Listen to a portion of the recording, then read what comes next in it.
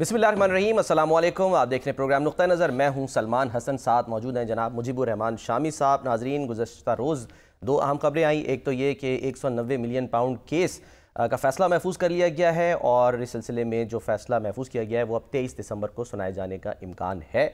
और दूसरी तरफ ये कि अमेरिका की जानिब से 4 पाकिस्तानी इदारों पर पाबंदियाँ आयद कर दी गई हैं। ये क्यों आयद की गई हैं, क्या वजह बनी है और पाकिस्तान का इस पर क्या रद्द-ए-अमल आया है और मुस्तक़बिल में जो है वो क्या हो सकता है, इस पर तो हम बात करेंगे।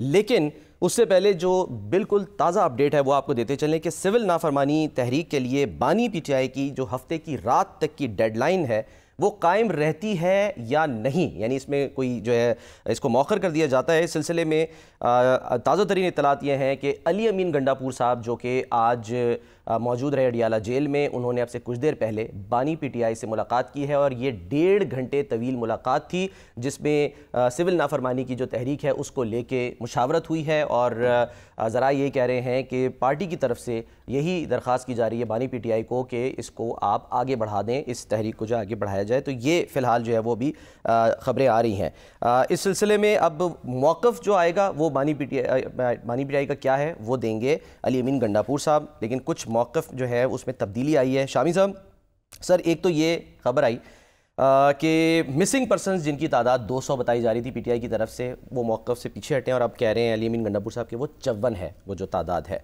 और यानी जो इस वक्त मुलाकातें हुई हैं उसमें मुशावरत हुई, तजवीज़ ये दी गई है कि जी आप इस डेडलाइन को आगे बढ़ाएं ताकि जो मुज़ाकरात हैं उसका अमल आगे बढ़ सके। यानी हम कह सकते हैं सर कि जो मुज़ाकरात हैं वो भी स्टॉप लाइन पर हैं, बस ग्रीन लाइट का इंतज़ार है। देखिए 22 दिसंबर की डेडलाइन दी थी ना इमरान खान साहब ने। हाँ जी, 21 की रात, यानी कि 22 दिसंबर तक अगर मुज़ाकरात शुरू नहीं होते तो फिर 23 दिसंबर को उनका जो सिविल नाफरमानी का फैसला है उस पर अमल शुरू हो जाएगा। बिल्कुल। अब इस तक वज़ीर आज़म तो बैरून मुल्क हैं, जी हाँ, कायरा गए हुए, जी हाँ, मिस्र में मौजूद, वहाँ कॉन्फ्रेंस में शरीक हैं, D8 सरबराह कॉन्फ्रेंस। और मेरा ख्याल है कि वो तो उस वक्त तक वापस आएंगे शायद, या नहीं आएंगे। 3 रोज़ा है इनका दौरा। जी हाँ, 22 तारीख को शायद वापस आए।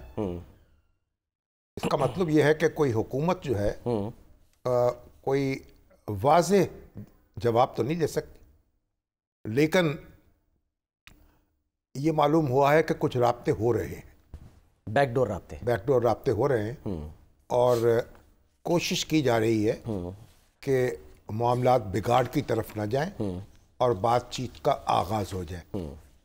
तो इसकी तरफ से अगर मुस्बत इशारे जिनकी ज़रूरत है वो हुकूमत की तरफ से मिल जाएंगे।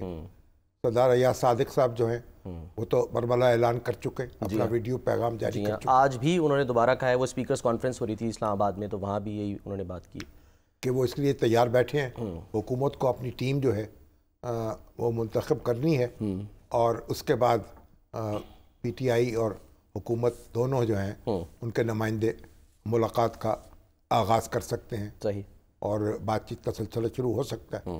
तो तवक्को तो ये की जानी चाहिए कि ये जो सिविल नाफरमानी की तलवार लटकाई हुई है खान साहब ने, वो लटकी रहेगी और उसको यानी वो इस्तेमाल करने का वक्त नहीं आएगा और कोई बातचीत शुरू हो जाएगी। क्योंकि आखिर देखें ना, पाकिस्तान जो है वो तो सबका है ना, पीटीआई का भी है और उसके मुखालिफिन का भी है, जो हुकूमत की जमातें हैं उनका भी है। तो मिल बैठकर एक दूसरे से बात करनी चाहिए, शिकायतें सुननी चाहिए, गिले शिकवे सुनने चाहिए और कोई रास्ता निकालना चाहिए, कोई हालात को संभालने का। तो कोई धमा चौकड़ी मचाने से फ़ायदा नहीं है। तो उम्मीद की जा सकती है कि हालात जो हैं वो संभल जाएंगे और बिगड़ेंगे नहीं। सर अली अमीन गंडापुर साहब जो कि ज़ाहिर है बड़े तेज़ बयानात आज 2 बार मिले हैं ना। जी हाँ, 2 दफ़ा मुलाकात हुई है। एक जब वो GHQ हमला के उसमें आज उन पर फ़र्द जुर्म भी आयद की गई है। उनके वो थे वारंट थे, वो मनसूख हो गए क्योंकि ज़ाहिर है वो पेश हो गए। दूसरी मुलाकात 1.5 घंटे की हुई है और अब जो भी खान साहब की पोजीशन है अभी गंडापुर ने कुछ बताई नहीं है, वो बगैर बात किए चले गए वहाँ से अडियाला। इसका मतलब ये है मीडिया से बात नहीं कि उनके पास कोई वाज़ेह बात नहीं थी। जो भी उनकी बातचीत हुई होगी वो दूसरे हलके जो हैं ان سے بات کریں گے, پھر اس کے بعد کوئی نتیجہ ہوگا تو بتا دیں گے. اور یعنی ابھی بات چیت جاری ہے اور نامہ پیام جاری ہے. سر آج یہ بھی رپورٹ ہو رہا ہے کہ شاہ محمود قریشی صاحب نے, کیونکہ وہ بھی وہاں پر تھے جی ایچ کیو حملہ کیس میں پیش ہوئے تھے, اور علی امین گنڈا پور, شبلی فراز صاحب, شیخ رشید, شہریار آفریدی, تو شاہ محمود صاحب نے بھی یہ کہا کہ جی مذاکرات جو ہے نا وہی واحد راستہ ہیں. اور وہ علی امین گنڈا پور صاحب جو بڑے تند و تیز بیانات دیتے ہیں, انہوں نے بھی بات کی ہے, اور ان کی جو باتیں رپورٹ ہو رہی ہیں وہ یہ کہہ رہے ہیں کہ جی جو حالات بن گئے ہیں ایسے میں پاکستان کے لیے سوچنے پر مجبور ہیں. امید کرتا ہوں سیاسی جماعتیں غور و فکر کر کے کوئی حل نکالیں گی. ایک جملہ انہوں نے کہا کہ حکومت جن کی ہے وہ اشارہ دیں گے تو مثبت رسپانس بھی آ جائے گا. اور انہوں نے کہا کہ جی 21 دسمبر تک دونوں طرف سے مثبت پیش رفت کی امید ہے. کل تو پازیٹیوٹی ہے. پانی پت کی بات کر رہے تھے, سومناتھ کی بات کر رہے تھے, یہ سوچے بغیر کہ سومناتھ کہاں ہے, پانی پت کہاں تھا, اچھا جغرافیہ کہاں ہے. تو بہرحال اب یہ نہ تو کوئی سومناتھ کا مندر ہے یہاں, نہ کوئی محمود غزنوی ہے, تو اس لیے سوچ سمجھ کے بات کرنی چاہیے, یہ سب کے حق میں بہتر ہے. آج سر وہ کمیٹی کو بھی طلب کیا تھا ویسے, وہ جو مذاکراتی کمیٹی ہے, لیکن آج کمیٹی کے ممبران مانی گئے, وہ کہہ رہے ہیں کہ ان کی اجازت نہیں ملی, کل اب امکان ہے کہ وہ جائیں گے, کل ملاقات کریں گے کمیٹی والے. ابھی تو 2 دن ہے, جمعہ ہے, ہفتہ ہے, اور where will there is a way. جہاں ارادہ ہوگا وہاں راستہ بھی نکل آئے گا. ایگزیکٹلی. اچھا سر آگے بڑھتے ہیں اور اب بات کرتے ہیں ذرا وہ جو پابندیاں لگائی گئی ہیں 4 پاکستانی اداروں پر. دیکھیں نا, جو میزائل پروگرام ہے پاکستان کا, جی سر, وہ کھٹک رہا ہے امریکہ کی نظر میں اور اسرائیل کی نظر میں, کیونکہ اگر دور تک مار کر سکے تو اسرائیل کو بھی اس سے خطرہ محسوس ہوتا ہے. صحیح. تو اب پہلے بھی انہوں نے کچھ چینی اداروں پہ پابندیاں لگائی. جی ہاں, جی چینی کمپنی پہ. اب انہوں نے 4 اور اداروں پہ پابندیاں لگائی ہیں, اور کہ امریکہ سے ان کا کوئی معاملہ نہیں ہو سکے گا, اور ان اداروں کے لیے مشکلات پیدا ہو جائیں گی. اور امریکہ جو ہے پاکستان کا جو میزائل پروگرام ہے اس کو دباؤ میں لانا چاہتا ہے یا اس کو رکوانا چاہتا ہے. حالانکہ ہمارے خارجہ نے کہا ہے کہ یہ ایک یک طرفہ معاملہ ہے اور ایک متصبانہ معاملہ ہے. امتیازی سلوک. انڈیا جو ہے, انڈیا کے ساتھ تو ایسی کوئی بات نہیں ہو رہی, اور انڈیا کا پروگرام جو ہے میزائل پروگرام وہ بھی جاری ہے دھڑلے سے, اور اس کا تو کوئی نوٹس نہیں لے رہا ہے امریکہ. تو یہ پاکستان پہ بار بار اس کی توجہ جا رہی ہے. تو یہ کوئی یعنی دوستانہ جو تعلقات ہیں پاکستان کے امریکہ سے, اس کے حوالے سے کوئی اچھی خبر نہیں ہے. کیونکہ بہرحال پاکستان کو اس کا مقابلہ کرنا ہے, اور مقابلہ کرنے کے لیے ضروری ہے کہ ہم اپنے گھر کو درست کریں, گھر میں متحد ہوں. آج تو زلفی بخاری صاحب نے بھی بیان دیا ہے نا, اس پہ احتجاج کیا ہے. جی ہاں, وہ بیسیکلی رویے پر, ہاں اس کے خلاف ہے. سب کو اکٹھے ہونا چاہیے. یعنی پاکستان کا جو دفاعی پروگرام ہے, اب اس کو اگر کوئی روکنا چاہے یا سبوتاش کرنا چاہے تو پوری قوم جو ہے اس کو متحد ہو کر اس کا جواب دینا چاہیے. اس میں تو دو رائے ہو نہیں سکتی. زلفی بخاری صاحب تو کہہ رہے ہیں کہ پاکستان کی جغرافیائی پوزیشن کی وجہ سے یہ ضروری ہے کہ پاکستان اپنی قومی خود مختاری کے تحفظ کے لیے ہمیشہ مناسب اقدامات کرے, اور انہوں نے اس اقدام کو کنڈیم کیا ہے اپنے ٹویٹ میں. پاکستان جو ہے اس کے اپنے معاملات ہیں, اس کو اپنا دفاع کرنا ہے, اور اس کو جو خطرات درپیش ہیں سر دنیا اس سے آگاہ ہے. سید محمد علی صاحب ہمارے ساتھ موجود ہیں, ذرا پوچھ لیتے ہیں کہ کیا میزائل پروگرام پر سید صاحب. جی وعلیکم السلام, کیسے ہیں آپ شامی صاحب, سلمان صاحب؟ Thank you sir. یہ رہنمائی فرمائیں کہ جو ہمارا میزائل پروگرام ہے اس سے زیادہ شکایت تو اس سے اسرائیلی کو ہو سکتی ہے نا, کہ اسرائیل اس کی زد میں آ جائے گا. لانگ رینج میزائل جو ہیں, لانگ رینج میزائل. تو دیکھیں پہلی بات تو میں کچھ حقائق آپ کے سامنے مختصراً رکھنا چاہتا ہوں شامی صاحب, کہ دیکھیں پاکستان کی پہلے تو قوم کو یہ بالکل اطمینان رکھنا چاہیے, اور آپ اس کے گواہ ہیں کہ الحمدللہ کسی بھی سیاسی قیادت ہو, کسی بھی طرح کی حکومت ہو, ہمارے ایٹمی اور میزائل پروگرام پہ نہ کبھی سمجھوتا کیا گیا ہے اور نہ انشاءاللہ کبھی کیا جائے گا, پہلی بات. اور دوسری بات کہ یہ کوئی مغربی دباؤ کوئی پہلی دفعہ نہیں آیا ہے. ہماری 45 سال میں Pakistan is the most sanctioned U S ally, یہ بھی آپ جانتے ہیں, اور ان پابندیوں کا ہمارے اوپر اور ہمارے پروگرام پہ کوئی اثر نہیں پڑا ہے. تیسری بات یہ ہے کہ چونکہ ہمارا پروگرام مکمل طور پہ الحمدللہ داخلی وسائل اور ہمارے سائنسدانوں اور انجینئرز کی محنت کا ثمر ہے, تو اس لیے بھی اس کے اوپر کوئی اثر نہیں پڑتا. ہاں یہ بائیڈن ایڈمنسٹریشن کے آخری دنوں میں ان کی کوتاہ نظری کا ایک شاخسانہ ہے کہ وہ پاکستان جیسے اہم ملک کے اوپر غیر ضروری طور پہ دباؤ ڈال رہے ہیں، جبکہ ہمارا جو ایٹمی اور میزائل پروگرام ہے اس کا واحد مقصد جنوبی ایشیا میں جنگ کے خطرے کو یعنی کہ ناممکن بنانا ہے، اور دیرپا امن کی خواہش ہے. اور جو ہم نہیں چاہتے کہ کسی دور دراز ممالک کے اوپر کوئی جنگ مسلط کریں، حملہ کریں، لیکن ہم کسی دوسرے کو اپنے ملک پہ حملے سے باز رکھنا بھی ہماری قومی سلامتی کی ضرورت ہے، اور اس پہ ہم کبھی سمجھوتا نہیں کریں گے. تو ایک سال میں یہ تیسری مرتبہ کہا جا رہا ہے کہ مزید کمپنیز پہ پابندی لگی ہے، تو امریکہ کو تشویش ہے کیا پاکستان کے میزائل پروگرام سے؟ خطرات کیا ہے؟ اچھا دیکھیں، اس کو مختصراً 3 اعتبار سے دیکھا جا سکتا ہے سلمان صاحب. پہلی بات یہ ہے کہ یہ ایک تکلیف دہ حقیقت ہے کہ بھارت کا جو اثر و رسوخ ہے ارباب اختیار کے اندر اور حکام بالا کے اندر اور ایوان اقتدار کے اندر امریکہ میں بتدریج بڑھ رہا ہے، اور اس کا اثر یہ پڑ رہا ہے کہ بھارت جو ہے پاکستان کے حوالے سے امریکی پالیسیوں پہ اثر انداز ہونے کی کوشش کر رہا ہے. یہ ایک افسوسناک حقیقت ہے جس کی وجہ سے آپ جانتے ہیں کہ بھارت کا جو میزائل اور ایٹمی پروگرام ہے اس کا کمانڈ اینڈ کنٹرول، اس کا ماضی، اس کا طرز عمل انتہائی ناقص اور غیر ذمہ دارانہ رہا ہے، اور اس کے باوجود آپ کو نظر آتا ہے کہ امریکہ اس سے کوتاہ نظری برتتا ہے، اور یہ افسوسناک بات ہے، لیکن بہرحال یہ حقیقت ہے. آپ جو مگر اس کا مقابلہ ہم یعنی کیسے کریں گے؟ کو مذاکرات شروع کرنے چاہیے یا بس ایبسولوٹلی ناٹ کہہ کے اپنا کام شروع کر دیں؟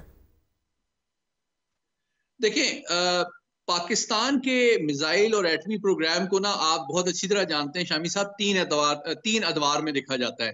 پہلے وہ ٹائم تھا جس میں ہم یہ صلاحیت حاصل کرنے کی کوشش کر رہے تھے، اور مغربی طاقتوں نے ایڑی چوٹی کا زور لگایا کہ ہمیں روکا جائے، لیکن وہ ان تمام پابندیوں کے باوجود ناکام رہے. الحمدللہ اللہ کی مہربانی سے، سائنسدانوں کی محنت سے، قوم کے اتحاد سے ہم نے یہ صلاحیت حاصل کر لی.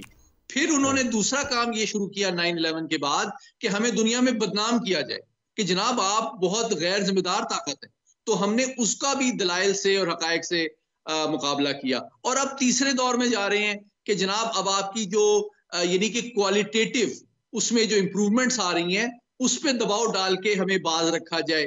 تو یہ بھی انشاءاللہ قوم کی حمایت سے، اتحاد سے، ہماری فوج کی سلامتی سے اور ہماری قیادت کے جو عزم ہے اس کے ساتھ اس بات کو بھی انشاءاللہ ہم ناکام بنائیں گے. اور پاکستان کے میزائل پروگرام پہ آپ کہہ رہے ہیں کہ اس سے کوئی یعنی کہ فرق نہیں پڑے گا. کمانڈ اینڈ کنٹرول سسٹم پہ بڑی باتیں کی جاتی ہیں کہ پاکستان ماضی میں ظاہر سی بات ہے، لیکن ہمیشہ یہ کہا گیا پاکستان کا موقف کہ جی یہ بالکل مربوط ہے اور محفوظ ہے. دیکھیں، کمانڈ اینڈ کنٹرول جو ہے اس کا بنیادی مطلب یہ ہے کہ ہمارے میزائل سسٹم کو چلانے کا اختیار کس کے پاس ہے. تو یقینی طور پہ ہماری جو قومی قیادت ہے اور جو نیشنل کمانڈ اتھارٹی ہے، جو کہ ایک جامعہ، محفوظ، مستحکم اور مربوط نظام ہے، اس میں کسی قسم کی کوئی خدشے کی بات نہیں ہے. البتہ اگر آپ مشرقی ہمسائے سے دیکھیں، آپ کو یاد ہوگا شامی صاحب 2 سال پہلے ان کا ایک برہموس میزائل لانچ ہوا اور مریدکے کے پاس آ کے گر گیا. وہ تو شکر ہے کہ کسی کی جان نہیں گئی، ورنہ ہم ان کی غلط فہمی بھی دور کر دیتے. لیکن بات یہ ہے کہ اور دوسری جانب وہ ایسے میزائل بنا رہے ہیں کہ وہ کل کو شاید امریکہ پہ بھی حملہ کرنا چاہتے ہیں.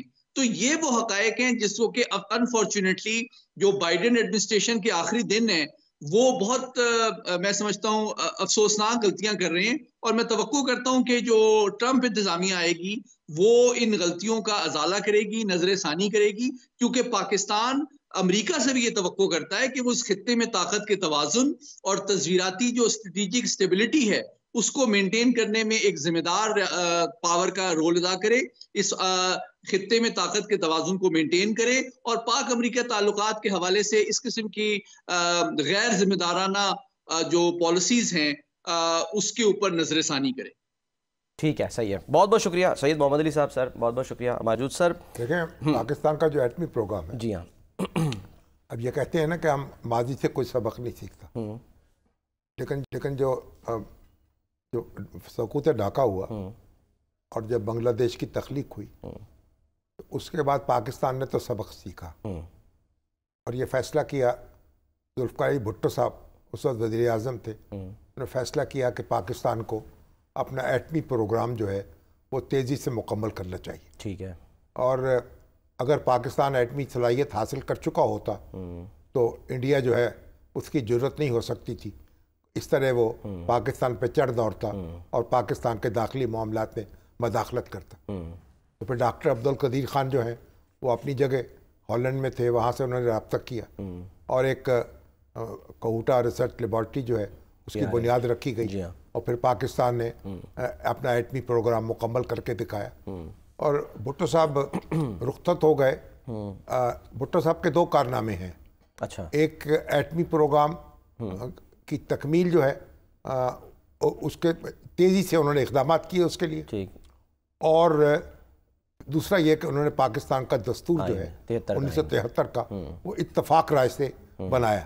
یعنی یہ اپنی من مانی نہیں کی، مخالف سیاسی جماعتوں کے ساتھ بات چیت کی، ان کو اپنے ساتھ ملایا اور ساری جماعتوں نے مل کر پاکستان کا دستور بنایا.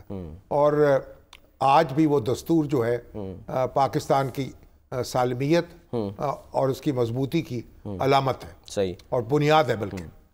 تو اب یہ جو پروگرام ہے، بھٹو صاحب اقتدار سے رخصت ہوئے تو انہوں نے یہ موقف اختیار کیا کہ ان کو امریکہ نے اس کی سزا دی ہے. اچھا. کہ انہوں نے ایٹمی پروگرام جو ہے اس پہ سمجھوتہ کرنے سے انکار کر دیا تھا. اور ان کا کہنا یہ تھا کہ کسنجر نے ان کو دھمکی دی ہے کہ میں اب ایک ہاریبل ایگزامپل بنا دیں گے. اب اس کے کسنجر کے الفاظ کیا تھے کیا نہیں تھے، میں نے بڑی اس کی قریت پڑتال کی. اچھا. مگر اصل میں کسنجر نے ان سے یہ کہا تھا کہ دیکھیے اب تو ہماری حکومت ہے اور ہم آپ کے دوست ہیں. ریپبلکنز کی حکومت تھی، نکسن پریزیڈنٹ تھے، تو اس کے بعد اگر ڈیموکریٹس آ گئے اور جمی کارٹر کے اس کے بعد منتخب ہوئے اور اگر ڈیموکریٹس آ جائیں گے تو پھر وہ آپ کے لیے بہت مشکلات پیدا کریں گے. اچھا. اور آپ کے لیے بہت مشکل پیدا ہو جائے گی. یعنی اس طرح کی بات کسنجر نے کہی تھی. اور لیکن بہرحال اب بھٹو صاحب جو تھے انہوں نے اس پہ لوگوں کو بھی اپنے ساتھ میں لانے کی کوشش کی اس نقطے پہ. لیکن جب ان کا تختہ الٹ گیا، وہ پھانسی بھی چڑھ گیا، تو جنرل ضیاء الحق آئے اقتدار میں. لیکن جنرل ضیاء الحق جو ہیں انہوں نے بھی اس پر سمجھوتہ کرنے سے انکار کیا. اور انہی کے دور میں ایٹمی پروگرام اور ان کے دور میں 1983 میں یہ پروگرام مکمل ہو گیا. اچھا. اور بلکہ یہ چاغی جو ہے اس کا بھی انتخاب کر لیا گیا کہ یہاں دھماکہ ہوگا. اچھا. وہاں سرنگ بھی کھود لی گئی. اچھا. وہاں فائرنگ بھی کر دی گئی. اور ہماری جو اٹامک انرجی کمیشن ہے اس کے انجینئر اور اس کے کارکن جو ہیں وہ اس کی حفاظت کرتے رہے. اور دیکھیں کسی کو کانوں کان خبر نہیں ہوئی. تو سر لیکن اتنا ٹائم پھر کیوں لگایا دھماکے کرنے میں یا دنیا کو بتانے میں؟ آپ نے صلاحیت حاصل کر لی، ٹھیک، لیکن دھماکہ جو ہے اگر پاکستان کرتا، پہل کرتا، اس کے بڑے اثرات ہوتے اور اس پہ بڑی پابندیاں لگ جاتی. تو اپرچون مومنٹ جو ہے اس کا انتظار کیا جاتا رہا کہ کوئی ایسا لمحہ آئے جس میں آپ پاکستان اپنی یہ جو طاقت ہے اس کو عیا کر سکتے. ایسا کوئی دلیر لیڈر بھی آئے نا، ایسا کوئی سیاسی جماعت بھی آئے. یہ اپرچون مومنٹ کی بات ہوتی ہے. مکمل تو ہو گیا نا، کس لمحے آپ یہ کام کر سکیں. اچھا. اور اس کا وہ ایک کولڈ ٹیسٹ ہوتا ہے وہ بھی ہو گیا. اب یہ جو ساری تفصیل ہے نا، جب یہ دھماکہ ہوا اس کے بعد ہمارے عمر شامی صاحب نے اس پہ پوری ایک رپورٹ تیار کی تھی اور ساری تفصیل تیار کی، بتائی تھی کہ کون کون لوگ تھے، انجینئرز تھے اور جنہوں نے وہ سرنگ کھودی، پھر کون لوگ تھے جو اس کی حفاظت کرتے رہے بڑے جذبے کے، اور کسی کو کانوں کان خبر نہیں ہو سکی. کوئی جاسوسی جو ہے وہ کامیاب نہیں ہو سکی کہ وہ پاکستان کے اس نشاندہی ہوتی کہ یہ چاغی میں سب کچھ ہو رہا ہے. صحیح. تو بہرحال اور یہ بھی وجہ تھی کہ جہاد افغانستان جاری تھا. صحیح. اور افغانستان میں سوویت فوجوں کو واپس دھکیلنے کے لیے پاکستان افغان مجاہدین کی مدد کر رہا تھا اور امریکہ اور چائنا اور آزاد دنیا کے دوسرے ممالک اس کے ساتھ تھے. تو وہ اس وقت وہ جو سٹرگل جاری تھی اس کی وجہ سے بھی امریکہ جو ہے تھوڑا سا آنکھ بند کرنے پہ مجبور ہوا. اچھا. اور جنرل ضیاء الحق نے وہ پروگرام مکمل کر لیا. اور جب واجپئی آئے انہوں نے دھماکہ کیا. صحیح. تو پھر اس وقت موقع مل گیا پاکستان کو کہ وہ بھی اپنی صلاحیت جو ہے دھماکوں کا اس کو آشکار کر دے. دھماکوں سے دے دے. تو پھر نواز شریف صاحب وزیر اعظم تھے اور انہوں نے دھماکہ کر دیا اور پاکستان جو ہے وہ بھی ایٹمی طاقت بن گیا. حالانکہ آفر ہوئی تھی اس وقت کہتے ہیں وہ کہ جی جو کچھ بھی ہوئی پیسہ لے لو ہم دہشت کا سے. توازن جو ہے قائم ہو گیا. سعودی عرب نے پاکستان کو بڑا سنبھالا دیا. سعودی عرب نے کہا کہ ہم 3 سال تک یا 4 سال تک تیل جو ہے آپ کو وہ ہم فراہم کریں گے مفت. اور وہ تیل فراہم ہوتا رہا. پاکستان کا اس وقت بھی بیلنس آف پیمنٹ جو ہے وہ کافی خراب تھا اور پاکستان کے پاس یہ صلاحیت نہیں تھی کہ اپنے وسائل سے کیونکہ پیٹرول درآمد کر سکتا. تو مگر سعودی عرب نے اس کا ساتھ دیا اور وہ بہرحال پاکستان جو ہے عالم اسلام کا پہلا ایسا ملک بن گیا جس کے پاس ایٹمی صلاحیت تھی. اور انڈیا کے ہمارے درمیان بھی دہشت کا توازن قائم ہو گیا, یا طاقت کا توازن, بیلنس طاقت کا توازن کہہ لیجیے, دہشت کا توازن کہہ لیجیے, کہ ان کو بھی پتہ لگ گیا کہ اب ان پہ پاکستان پر میلی آنکھ نہیں ڈالی جا سکتی اور پاکستان پر چڑھائی نہیں کی جا سکتی.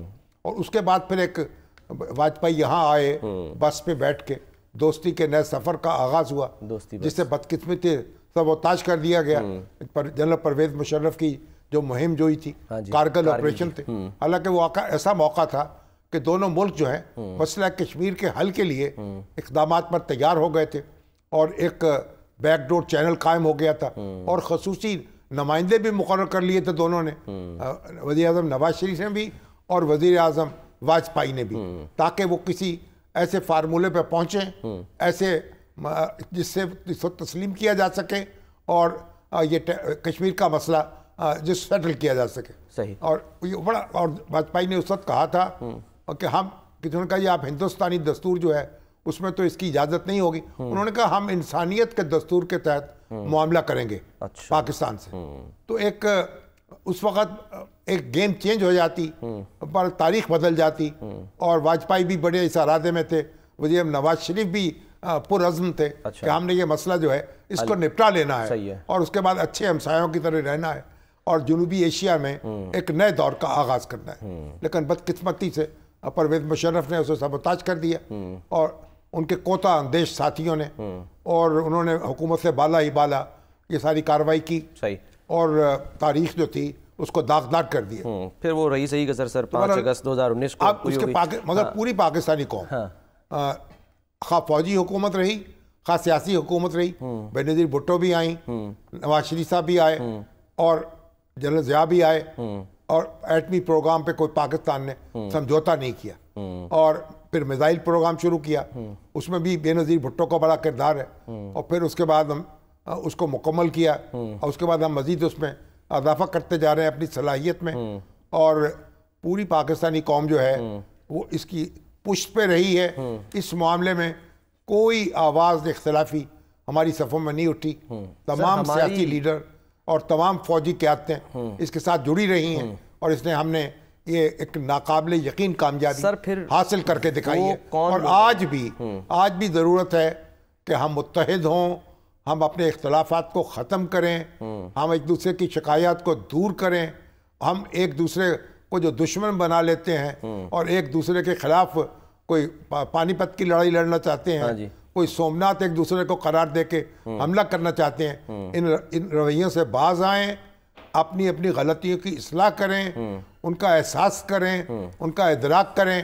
اور ابھی جو بات چیت چل رہی ہے اور یہ معاملہ خبریں آ رہی ہیں کہ مذاکرات شروع ہو سکتے ہیں, اللہ کرے یہ شروع ہو جائیں, نتیجہ خیز ہوں, اور خان صاحب اپنا کردار ادا کریں اور ان کے مخالفین اپنا کردار ادا کریں.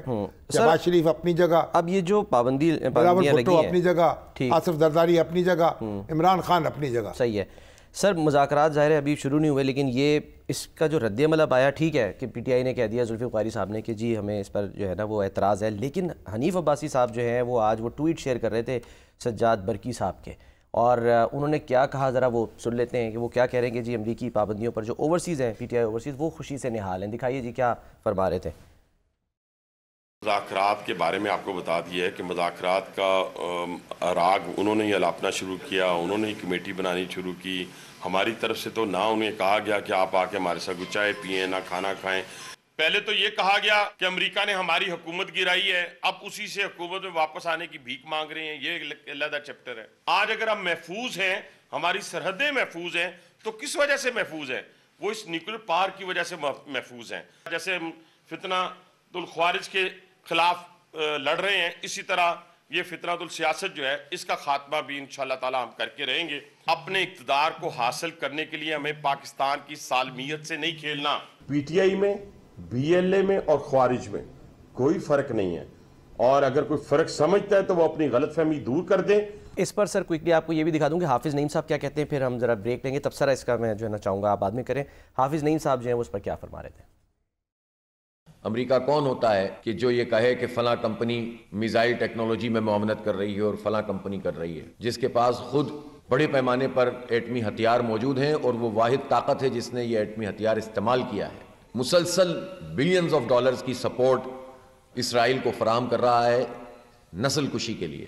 تو وہ امریکہ جو ہے وہ ہماری چند نجی کمپنیوں کو پابندی لگانے کی بات کر رہا ہے۔ جماعت اسلامی 29 تاریخ کو اسلام آباد میں انشاءاللہ ایک بہت بڑا ملین مارچ کرے گی فلسطینیوں کے حق میں، اسرائیل کی دہشت گردی کے خلاف، اور ان تمام لوگوں کے خلاف جو خاموش رہ کر بھی اسرائیل کو سپورٹ کر رہے ہیں۔ شامی صاحب کا تبصرہ جو اس پر ہم لیں گے، لیکن ایک بریک کے بعد آپ ہمارے ساتھ رہیے۔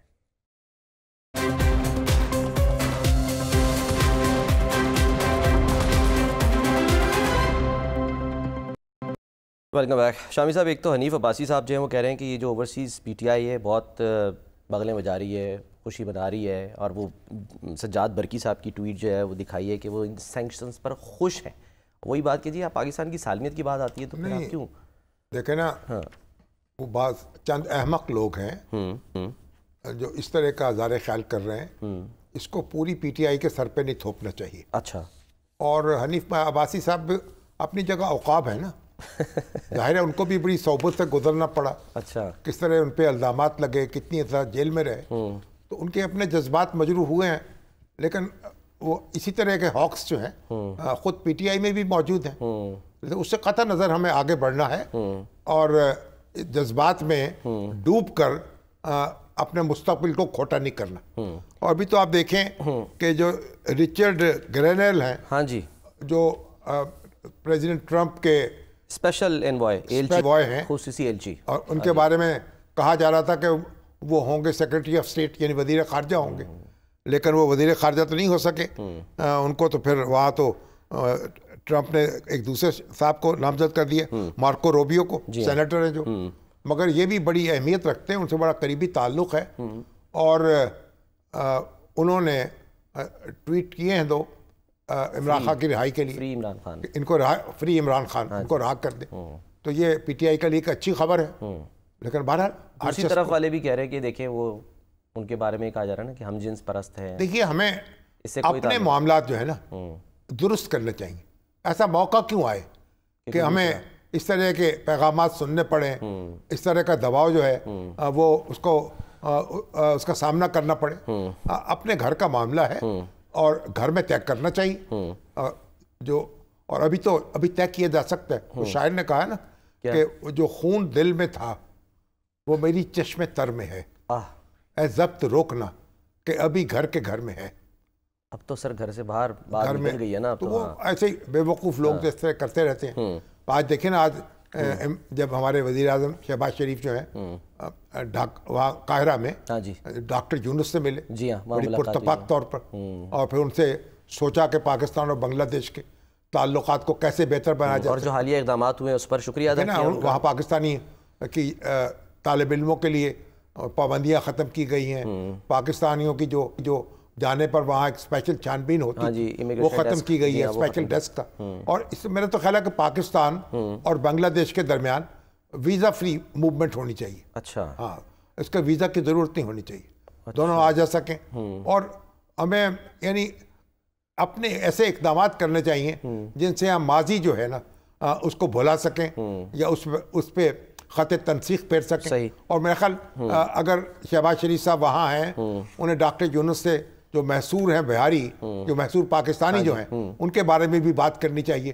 ان کی جو جائیدادیں ضبط کی گئی ہیں وہ ان کو واپس کر دی جائیں، ان کی شہریت ان کو واپس کر دی جائے، تاکہ وہاں سکون سے رہ سکیں۔ جو یہاں آنا چاہتے ہیں وہ یہاں آ جائیں، اور بہتر مستقبل کی تعمیر کے لیے دونوں ملکوں کو ایک ہو جانا چاہیے. اب تو وہاں سے مجھے بھیجے گئے تتصویریں کہ مودی کا وہاں مجسمہ تھا, اس کو بھی انہوں نے مسمار کر دیا, گرا دیا اس کو. تو انڈیا جو ہے اس سے تو فاصلے بڑھ گئے ہیں اور پاکستان سے فاصلے سمٹ رہے ہیں. قربتیں بڑھ رہی ہیں. میں تیزی سے اقدامات کرنے کی ضرورت ہے. سر جو آپ نے بھی بات کی کہ یہ چند احمق ہیں, تو وہ احمق کو چھوڑیں, احمد کی بات کر لیتے ہیں. سلمان احمد, ان سے کنارہ اختیار کر لیے پی ٹی آئی نے, کیونکہ وہ پچھلے دنوں بڑی ٹویٹس کر رہے تھے اور ماضی میں سر بڑی سخت, یعنی کہ فوجی قیادت کے خلاف بڑی بہت ہی یعنی کہ سخت قسم کی ٹویٹس کر چکے ہیں. بشرا بی بی کے بارے میں بھی کر چکے ہیں ان کے خانگی معاملات کے بارے میں. جی ہاں, جی ہاں. یہ سلمان احمد جو ہیں یہ دیکھیں ایک سنگر ہیں, ان کو بس گانا بجانا چاہیے, اپنا پرانے دوست بینڈ بجاتے رہیں. ان کے دوست کا تو نہ بجائے نا سر, لیکن سیاستدان تو نہیں ہے نا, ان کو بھی عقل کرنی چاہیے. اور ان کی تو رکنیت ختم کر دی, ان کا بار بار ان سے پوچھا گیا ہے, ان سے جواب لیا گیا, انہیں جواب نہیں دیا تسلی بخش, اس لیے ان کی رکنیت ختم کی جا رہی ہے. وہ پی ٹی آئی سے ان کو نکال دیا گیا. سر ان کو چاہیے کہ اب اپنا گانے بجانے کی طرف لوٹ جائیں, اور یہ سیاست ان کا معاملہ نہیں ہے, اس کو چھوڑ دیں. ہاں, تو سر جو باہر بیٹھے لوگ جو ریاست مخالف یعنی کہ جو پی ٹی آئی کے ہی لوگ ہیں یا ان کے سپورٹرز ہیں, یہ لوگ جو پی ٹی آئی کا نہیں بنتا کہ وہ ان سے بھی کنارہ کشی اختیار کریں, دیکھیں سہیل صاحب تطہیر کا عمل شروع کریں. یہ سلمان جو ہیں دیکھیں انہوں نے پاکستان کے ترانے گائے ہیں, جی ہاں, پاکستان کے نعرے لگائے ہیں, اور ایک محب وطن پاکستانی ہے, اس لیے ان کو واپس لوٹ جانا چاہیے, اپنے فن کا مظاہرہ کرنا چاہیے. پی ٹی آئی نے جنون نکال دیا اپنا. چلیے, یہ جنون بینڈ تھا, ان کی کنٹریبیوشن تو ان کی ہے. ہاں بالکل ہے سر. تو ہمیں اس میں زیادہ جذبات میں آ کے انکار نہیں کرنا چاہیے لوگوں کو. ٹھیک ہے. اچھا سر ایوب صاحب چلیں آگے بڑھتے ہیں. ہاں, میں حافظ نعیم الرحمان صاحب سر جو فرما رہے تھے, بھائی حافظ نعیم الرحمان صاحب اپنی جگہ جذبات کا اظہار کر رہے ہیں. اچھا, جذبات کا اظہار یقیناً کرنا چاہیے پورے پاکستان کو متحد ہو کے, لیکن اصل بات یہ ہے کہ امریکہ سے ہمیں بات چیت کے ذریعے, افہام و تفہیم کے ذریعے کو امریکہ سے ہم نے لڑائی تو نہیں کرنی, نہ اس کے خلاف جنگ کا اعلان کرنا. ہم نے اپنے ڈپلومیٹک محاذ پر, اور ہمیں صلاحیت ہے اپنا نقطہ نظر سمجھانے کی اور منوانے کی, اس طرف توجہ دینی چاہیے. فی الحال تو پھر ہے جو جلوس نکالتے رہیں حافظ نعیم الرحمان صاحب اور اپنے جذبات کا اظہار کرتے رہیں, یہ بھی ایک اس کی اپنی افادیت ہے. لیکن پاکستانی ریاست جو ہے ظاہر وہ تو بڑی ذمہ داری سے اقدام کرے گی. بالکل. 29 کو سر کہہ رہے ہیں وہ فلسطین کے حق میں اسلام آباد میں احتجاج کر رہے ہیں. آج محسن نقوی صاحب منصورہ گئے ہیں. اچھی بات ہے, محسن نقوی صاحب سے کوئی مخاصمت تو نہیں نا منصورہ کی. ہاں نہیں, وہ تو بتانے گئے ہوں گے ان کو, انہوں نے جو کرکٹ میں کامیابی حاصل کر لی ہے سر, بڑا تیر مارا ہے اپنی شرائط پر. اب وہ ورلڈ کپ ہوگا اور یہ ایک اچھی خبر ہے. دیکھیں اب ہمارے جو ایک بہت بڑے ڈاکٹر تھے ڈاکٹر سعید باجوہ, جی بہت بین الشہرت کے نیورو سرجن, وہ امریکہ میں انتقال کر گئے. رحیم یار خان سے ان کا تعلق تھا, وہاں کی باجوہ فیملی بڑی ممتاز فیملی ہے, اور اس کے چشم و چراغ تھے. اور نیورو سرجن تو دنیا کے چوٹی کے چند لوگوں میں سے تھے, اور انہوں نے بہت یعنی سب سے امیر ڈاکٹر سمجھے جاتے ہیں وہ امریکہ کے.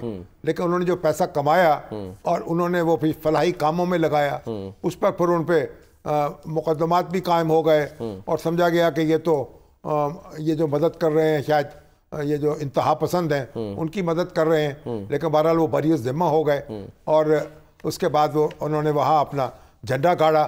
اب اللہ کو پیارے ہو گئے ہیں, اللہ ان کی مغفرت فرمائے, اور ہمیں بھی پاکستانیوں کو اور دوسرے ڈاکٹر جو ہیں ان کو وہاں امریکہ میں ان کو بھی اسی طرح پاکستان سے جڑنے کی توفیق عطا فرمائے. اور ایک بات اور ہے, طواف گروپ ہے یہاں بہت بڑا, یہ حرمین شریفین کی زیارت کے لیے یہ گروپ قائم ہے. اس کے بانی چیئرمین الحاج مقبول احمد مرحوم کی اہلیہ جو ہیں وہ بھی انتقال کر گئی. ہمارے امتیاز الرحمان چودھری اور صفوان الرحمان چودھری, احسان الرحمان چودھری کی والدہ, ان کو بھی تبلیغی مرکز رائے ونڈ کے قریب قبرستان میں دفن کر دیا گیا. اللہ تعالیٰ ان کی بھی مغفرت فرمائے. اور یہ دیکھیں کہ ابھی گزشتہ دنوں مجھے جانے کا اتفاق ہوا گجرانوالہ میں, اور گجرانوالہ میں چیمبر آف کامرس میں. اچھا, اور وہاں کے جو پریزیڈنٹ ہیں میرے خیال رانا صدیق صاحب ہیں, انہوں نے ہمارا استقبال کیا بڑے دھوم دھام سے. اچھا, اور ہمارے جو بخاری ویلفیئر فاؤنڈیشن کے عدیل بخاری صاحب ہیں, ہمارے نوجوان انیک بٹ ہیں, وہ بڑے پیش تھے ہمیں وہاں, انہوں نے بار بار دعوت دی. اچھا, اب وہاں جو انہوں نے بریف کیا ہمیں تو ابھی اس پہ غور ہی نہیں کیا تھا, وہ کیا؟ 150 سے زیادہ مصنوعات جو ہیں گجرانوالہ سے 80 سے زائد ملکوں کو برآمد کی جا رہی. اچھا. اور $2.5 ارب جو ہے کی مالیت کی برآمدات ہو رہی. اچھا. اور پھر یہ ہے کہ جو یہ مصنوعات ہیں انہوں نے درآمدات کی کمی میں $3 ارب کی درآمدات کم ہوئی ہیں. اچھا. جو پاکستان میں وہ لوکل مارکیٹ میں سپلائی کرتے ہیں وہی اشیاء اگر باہر سے منگوائی جاتی تو $3 ارب خرچ ہوتا. اور اسی طریقے سے انہوں نے کہا کہ کراچی، لاہور اور فیصل آباد کے بعد گجرانوالہ چوتھا بڑا صنعتی شہر ہے اور 40 ارب روپے محصولات کی مد میں FBR کو جمع کرا چکا اس سال. اچھا. اور 8,000 سے زیادہ اس کے صنعتی یونٹ یہاں موجود ہیں اور 13,000 سے زیادہ گھریلو صنعتیں وہ کام کر رہی ہیں. اچھا. اتنی بڑی کنٹریبیوشن ہے گجرانوالہ کی. لیکن جو گجرانوالہ کو سہولتیں میسر ہونی چاہیے وہ میسر نہیں ہیں. شہر کا نظم و نسق درست نہیں ہے. ٹریفک جو ہے بد نظمی ہے اس کی. اور پھر یہ کہ وہ مطالبہ کر رہے تھے کہ جو پاسپورٹ والوں کا ان کا جو ایک ڈیسک ہے وہ یہاں قائم کیا جائے. جیسے لاہور چیمبر میں ہے تاکہ یہیں سے پاسپورٹ بن سکیں اور یہ سہولت فراہم ہو سکے. تو یہ تو چھوٹی سی بات ہے. محسن نقوی صاحب کو فوراً اس پہ توجہ کرنی چاہیے. صحیح. اور گجرانوالہ شہر جو ہے اس میں یہ پوٹینشیل ہے کہ وہ پاکستان کی صنعتی ترقی میں بڑا اہم کردار ادا کر سکتے ہیں. میں نے تو ان سے کہا کہ بھائی آپ کو کاریں بنانی چاہیے، ای کاریں آپ بنائیں، ٹرک بنائیں، اور ہم کیوں درآمد کر رہے ہیں ان کو؟ تھوڑی سی سرپرستی کی جائے اور یہ ساری چیزیں یہاں بننے لگیں. اور گجرانوالہ جو ہے پاکستان کی صنعتی ترقی میں بڑا اہم کردار ادا کر سکتا ہے. اب اس کے چیمبر کی سرپرستی کریں. اور پھر ہمارے جو عطا اللہ قاسمی صاحب ہیں ان کی ہمشیرہ بھی وہاں رہتی ہیں. ان کا بخاری ویلفیئر فاؤنڈیشن انہوں نے بنائی ہے، ان کے خاندان نے. اچھا. وہ ان کے عدیل بخاری صاحب ان کے ترجمان تھے. وہ بھی ہم گئے ان کے دفاتر دیکھنے. تو تعلیم دی بچوں کو میڈیکل فیسلٹی دی جا رہی ہیں، تعلیم دی جا رہی ہے، IT کا ہنر سکھائے جا رہے ہیں، سلائی اور IT اور دوسرے اور سارا اپنے وسائل سے، ذاتی وسائل سے، کوئی عطیہ وصول نہیں کیا جا رہا. تو بہت خوشی ہوئی. گجرانوالہ سلامت رہے. ہمارے سہیل احمد جو ہیں ان کا شہر ہے عزیزی کا، اور وہ بھی اس کے ایک اب تو جو پہلوان گجرانوالہ پہلوانوں کے شہر تھا نا، اب تو اس کے پہلوان جو ہیں ہمارے سہیل احمد صاحب ہیں. دنیا میں پورے میں شہرت ہے ان کی. اور تو میں نے کہا اب وہ ہمارے جو ہیں ڈاکٹر اپنا ہاشمی صاحب، شعیب سرور ہاشمی صاحب، وہ بنا رہے ہیں وہ بڑا دل کا اسپتال بنا رہے ہیں، سرور شاہدہ ٹرسٹ اسپتال، تاکہ دل کے مریضوں کا وہاں علاج ہوگا، جو غریب ہوں گے مفت علاج ہوگا. اور بڑا ایک بھاری پروگرام ہے. تو چیمبر والوں سے میں نے کہا بھائی آپ بھی کچھ ڈالیں اس میں حصہ اور بنا دیں. 2-4 ارب کی کیا بات ہے، ان کو وسائل فراہم کریں، ایک بڑا اسپتال بنا دیں. ایئر لائن بھی بنا لیتے ہیں سر، صنعت کار بہت کچھ بنا سکتے ہیں وہ. ایگزیکٹلی. اور مگر یہ ہے کہ سرکاری سرپرستی جتنی ہونی چاہیے وہ نہیں ہے. حالانکہ مسلم لیگ نون جو ہے اس کی بھی بڑی زبردست فالوئنگ رہی وہاں. اور پھر عمران خان صاحب جو ہے انہوں نے بھی اپنے پاؤں وہاں جمائے، لیکن جو توجہ نہیں کی جو توجہ کرنی چاہیے تھی. آج خواجہ آصف صاحب سر ادھر تھے سیالکوٹ چیمبر آف کامرس میں، تو بہرحال وہاں پر انہوں نے کہا کہ 50% کرپشن ختم ہو جائے تو IMF کی ضرورت ہی نہ پڑے. وہ تو اس طرح اشارے کر رہے ہیں. ختم کر دیں. ابھی تو آپ دیکھیں نا نیب جو ہے اس نے کتنی اسامیاں ختم کی ہیں؟ 238 مختلف. اور یعنی اس کو انہوں نے ذرا رائٹ سائزنگ کی ہے، کیونکہ اب کہا جا رہا تھا پہلے سے جو ترامیم ہوئی ہیں نیب آرڈیننس میں، اس کے بعد اس میں اب کیسز کی تعداد بھی کم ہو جائے گی نا وہاں. تو اس لیے اسٹاف کو بھی کم کیا گیا. تو اب تو ویسے تو ہونا چاہیے تھا یہ نیب جو ہے، ہمارے شاہد خاقان عباسی صاحب تو کہتے کہ اس کو ہونا ہی نہیں چاہیے. نیب چلا لو یا ملک چلا لو. اصل بات یہ ہے کہ جو ہمارے ادارے موجود تھے، FIA ہے، پولیس ہے، دوسرے تفتیشی ادارے ہیں، وہ ان کو کام کرنا چاہیے تھا. اینٹی کرپشن کے ڈپارٹمنٹ ہر جگہ موجود ہیں. ایک ادارے کو کام نہیں کرنے دیتے، دوسرا ادارہ بنا لیتے ہیں. وہاں حکومت کی مداخلت ہوتی ہے، اس کو کوئی فری ہینڈ نہیں ملتا. ایک ادارہ اس کا علاج ڈھونڈتے ہیں، دوسرا ادارہ، پھر تیسرا ادارہ. حالانکہ اداروں کو ٹھیک کر لیں تو ادارے پہ ادارہ بنانے کی ضرورت ہی نہیں ہے. دوبارہ جبکہ نیب اب کوشش کرنی چاہیے. اس وقت تو بڑے ڈھنگ کے ہیں اس کے سربراہ ایک ریٹائرڈ لیفٹیننٹ جنرل ہے جی نذیر احمد صاحب. تو اب نیب سے شکایات بھی کم ہوئی ہیں کیونکہ حکومت اس کو استعمال بھی نہیں کر رہی سیاسی طور پر, اور ان کے جو چیئرمین ہیں وہ میرا خیال استعمال ہونے کو تیار بھی نہیں ہے. بالکل بالکل. اچھا سر, خاتمہ جو ہے وہ کبھی بڑا ضروری ہے, اور اس سلسلے میں جو ابھی رپورٹ ہے نا تازہ, وہ یہ کہتی ہے کہ جی مجموعی کیسز ان کی تعداد 64 ہو گئی ہے, اور سب سے زیادہ جو ہیں کیسز ان کا تعلق بلوچستان سے ہے. ہمارے ساتھ موجود ہیں سر سربراہ انسداد پولیو پروگرام پنجاب عدیل تصور صاحب. عدیل صاحب السلام علیکم. السلام علیکم. جی سر فرمائیے گا, مہم اس وقت جاری ہے, غالباً شاید 22 دسمبر تک یہ جاری رہے گی. اس وقت ایکچوئل سچویشن کیا ہے, خاص کر اگر ہم پنجاب کی بات کرتے ہیں؟ جی السلام علیکم. جی سب سے پہلے تو میں آپ کا شکریہ ادا کروں گا پولیو کے موضوع پہ آپ نے بات کرنے کے لیے وقت نکالا. پنجاب کے اندر جی ہمارے پاس جو ٹوٹل بچے جن کو پولیو کے قطرے پلائے جائیں گے وہ تقریباً 2,33,00,000 بچے ہیں, اور آج کے دن تک تقریباً 1,50,00,000 بچوں کو قطرے پلائے جا چکے ہیں. اور ابھی ہماری مہم اس وقت جاری ہے, اور گھر گھر ٹیمیں جاتی ہیں اور ان کو قطرے پلا رہی ہیں. اور جو بچے قطرے پلانے سے رہ جاتے ہیں ان کے آخری 2 دن جو مہم کے ہوتے ہیں وہ اس کے لیے رکھے جاتے ہیں کہ جو مہم کے دوران جو بچے مس ہو گئے ہیں ان کو قطرے پلائے جائیں. تو اب وہ سلسلہ جاری ہے, اور انشاءاللہ تعالی ہماری کوشش ہوتی ہے کہ کوئی بچہ بھی قطرے پینے سے محروم نہ رہے. آپ یہ بتائیں کہ کتنی عمر تک کے بچوں کو قطرے پلائے جا سکتے ہیں؟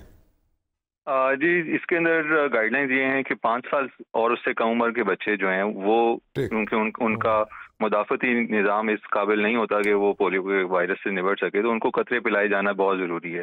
تو یہ جو ٹارگٹ میں نے آپ کو بتایا 2,33,00,000 بچے, یہ وہی ہیں جو کہ 5 سال اور اس سے کم عمر کے بچے ہیں. مگر پاکستان میں پنجاب میں تو یہ ختم ہو چکا تھا وائرس, پھر یہ یہاں اب ایسی رپورٹیں کیوں آ رہی ہیں؟ جی یہ بڑا آپ کا سوال بالکل ٹھیک ہے, کیونکہ ہمارے جو گزشتہ 2-3 سال تھے وہ اس کے اندر بڑے اچھے ریزلٹس آ رہے تھے کہ پاکستان کے اندر پولیو کے کیسز بھی بہت کم ہو گئے تھے, نہ ہونے کے برابر تھے. لیکن یہ جو موجودہ سال گزرا ہے, اس سال 64 کیسز ابھی تک آ چکے ہیں, اور ایک دفعہ پھر سے یہ خدشہ سر اٹھانے لگا ہے کہ پولیو کا خاتمہ ہمارے لیے ایک اور بڑا چیلنج بن چکا ہے.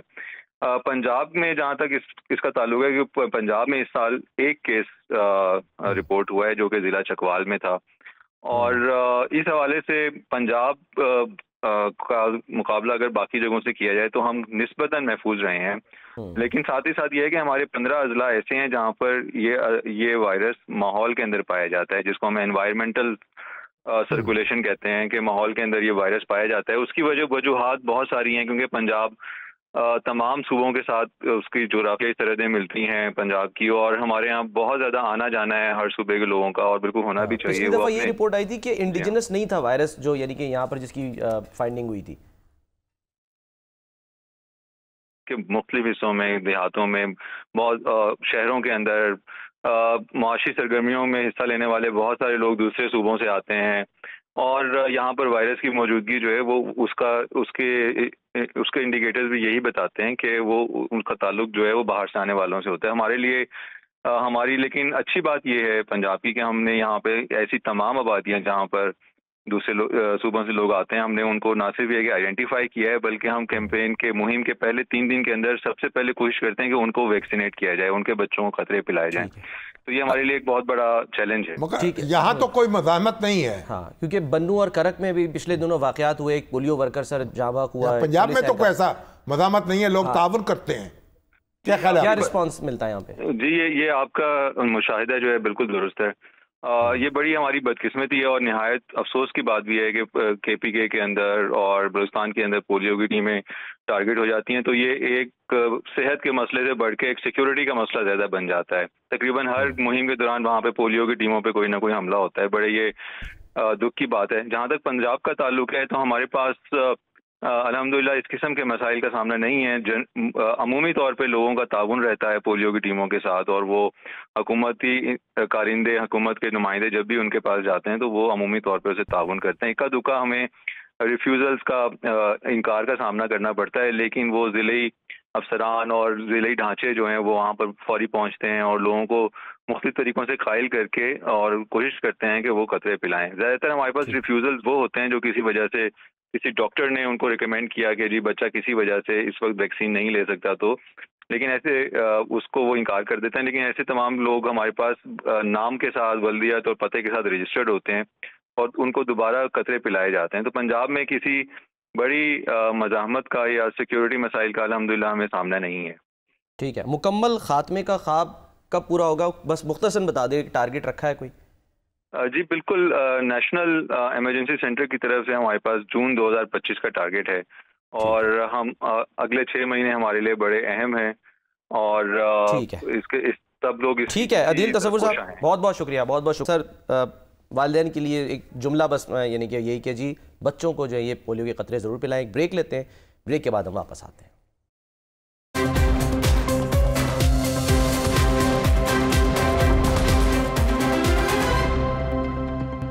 پروگرام کا وقت ختم ہوتا ہے. ناظرین اپنا خیال رکھیے. اللہ حافظ.